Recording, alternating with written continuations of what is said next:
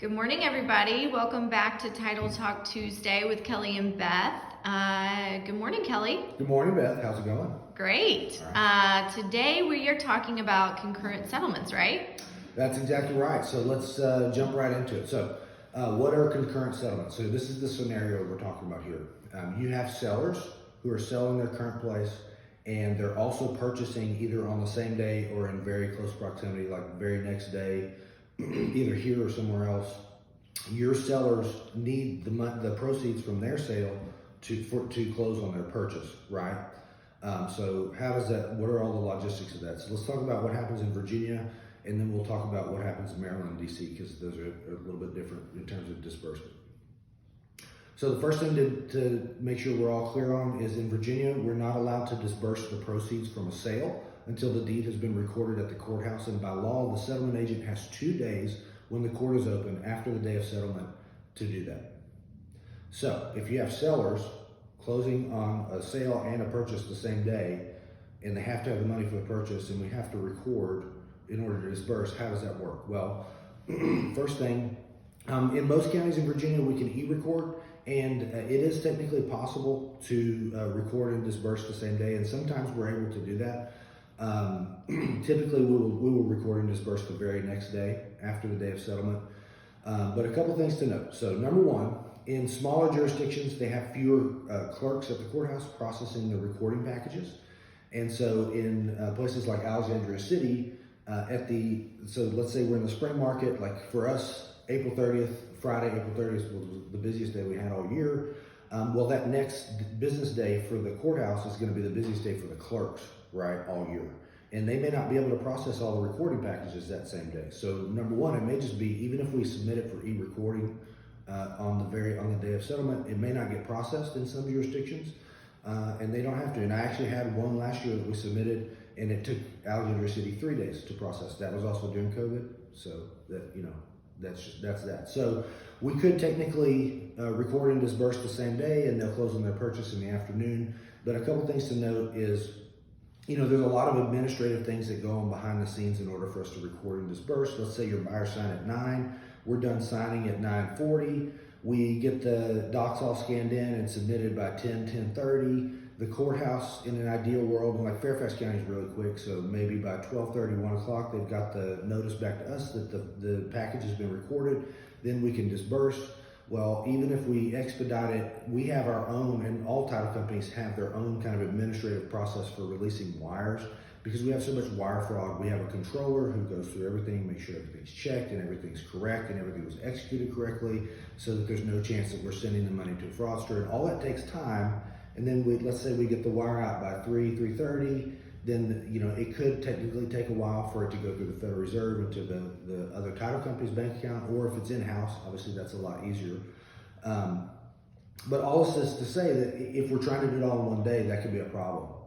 But luckily we do have some other options in Virginia, because we recognize that this is going to be sometimes impossible to do 2 settlements on the same day. So let's talk about what happens when we do that. So in Virginia, one of the things let's say we have our sellers who are doing their purchase, and we have their sellers who are going to get paid from that.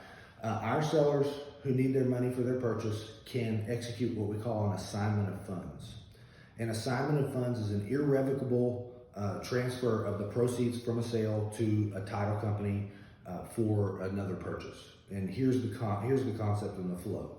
So in Virginia, as a wet settlement state, the settlement agent has to have all the money in their possession to close a deal. So we know the settlement agent's got the money.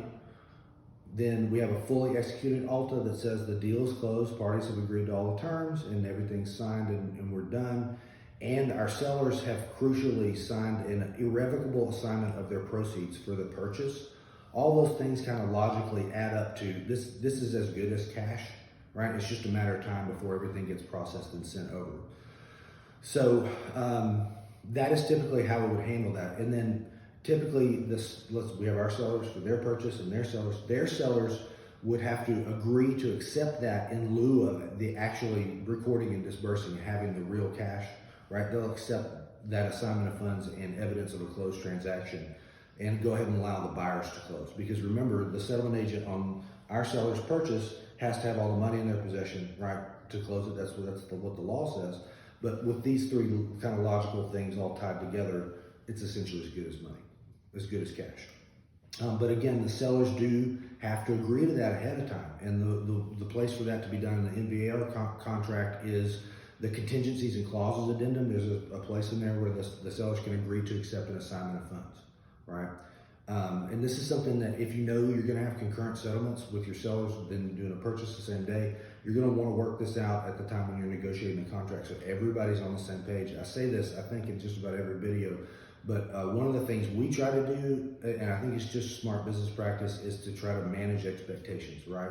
As long as everybody's got the right expectations up front, right, it avoids people being very, very upset later, right? They might be mild, you're trading mild annoyance for incredibly enraged, right? Because they knew what was coming and they're prepared for it. So if the sellers have agreed to accept that assignment of funds, then we can close both deals the same day without actually recording and disbursing on the first one. But if the sellers haven't agreed to that ahead of time, then it's their call of whether they want to accept the assignment of funds. So I definitely want to get that sorted out before settlement.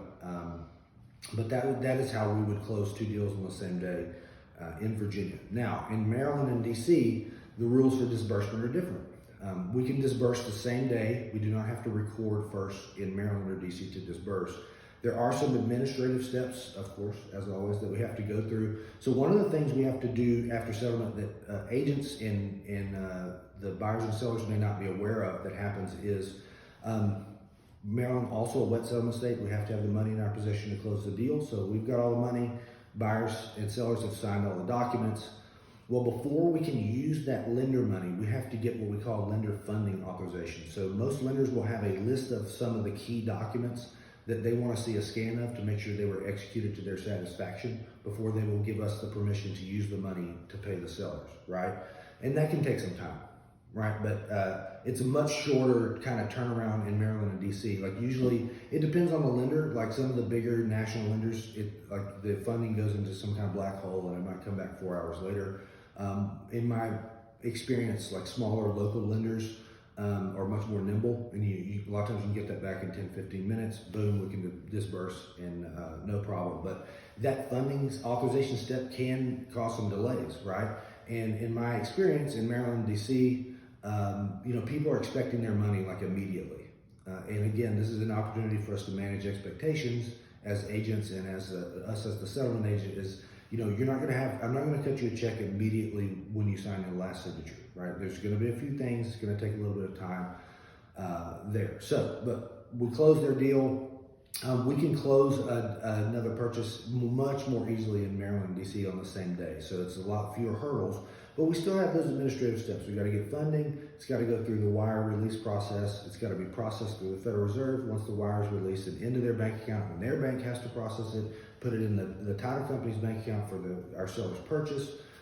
Those things can take some time, right? It's not gonna. So if you have a Maryland, DC concurrent settlements, really, I would urge you to sign the sale as early, or have the buyers for your seller's sale sign as early in the morning as possible, and then have the purchase at the end of the day, so that we have plenty of time, right? Because these things can take a lot of time. And then also another thing to think about, I'm not disparaging anybody, but like the bigger lenders are not as nimble. So if your sellers on their for their buyers are using, like, I'm not going to say any names, but a giant national bank, could cause a delay for funding because, like I said, it just goes into a black hole seemingly and then it comes out. But the best course of action is to sign the sale in the morning and set the purchase as late in the afternoon as possible so that we have enough time to do all those things.